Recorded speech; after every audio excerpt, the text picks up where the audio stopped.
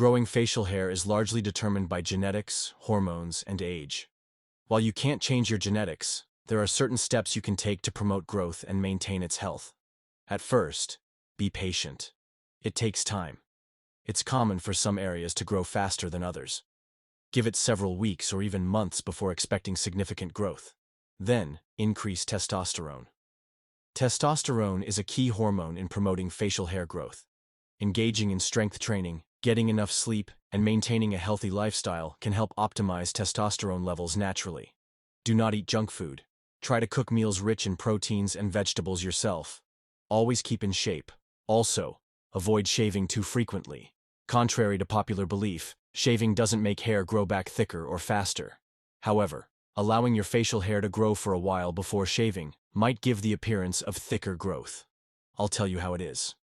I know a bunch of guys who don't follow all this and they have a full beard. It's all about genetics. And if you are already over 25, lead an active lifestyle, and still have no facial hair, then it's your genetics, nothing more. Many may immediately give advice to use minoxidil, but be careful with such products.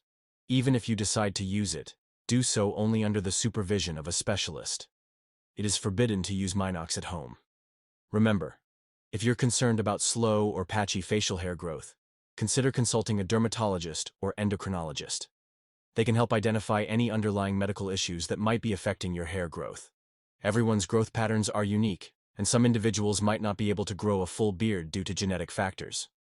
Be patient and realistic about your expectations. My key advice is to use what you have well. If it so happens that you can't grow a good beard in any way, then get a chic, classic haircut and take care of your skin. Even without a beard, you'll look well-groomed and masculine. Do not try to wear an incomplete beard. It will just disfigure you. And if you do manage to get good growth, be sure to take care of your beard using oils and creams. Stay confident and embrace your unique look.